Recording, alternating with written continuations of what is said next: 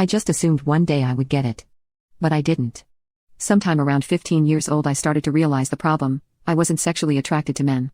After about 8 months of identity crisis over this, I decided to muster up the courage to tell James before anyone else. I went over to his house trembling. He opened the door and gave me a hug and I came in. We sat down and he looked at me for a second before putting his hand on mine and asking me what was wrong. So, I tried to tell him. And I got halfway through the sentence, struggling to actually say I'm gay before he just interrupted me and said, "You were gay." "Yes. I know. Is there anything else?" Followed by that goofy smile I love so much, and I just froze in place. I asked him if he was mad and he just laughed and told me he loved me the way I was, and this was the way I was. I just started crying and jumped into his arms. We stayed best friends after that.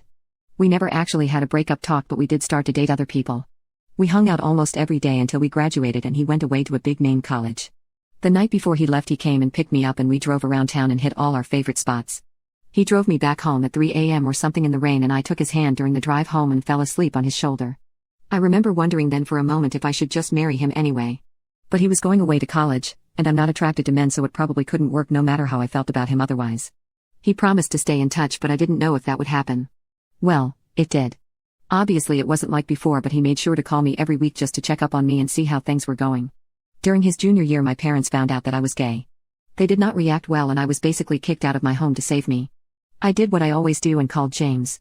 He talked to me for about an hour and then got his mom to drive up to get me so I could stay in his old room.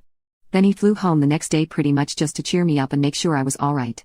I later found out from my mom that he had also gone and confronted my parents, stood up for me and told them they should be ashamed of themselves, and if they were willing to lose their daughter over this they were unfit parents and not the second family I thought you were. My parents worship him, so this was effective, and my mom still tells this story to this day.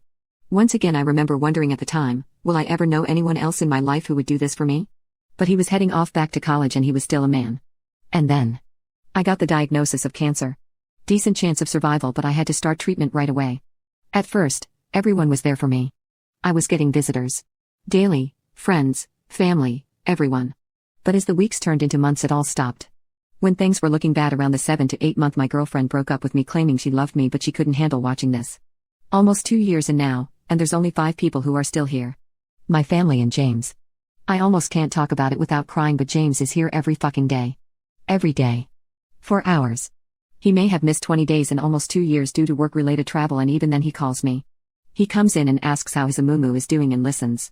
He brings my favorite snacks when I can have them, board games we like to play, old video games on handheld so we can play. He sings to me and shows me pictures of places he's been I'd like to go and talks about taking me once I'm better. He sits there and holds my hand in silence so I won't be alone until the doctors tell him it's time to go. Then he does it again the next day. I've never seen him cry or show any sadness. If I even casually say something like if I get better, he'll immediately interject,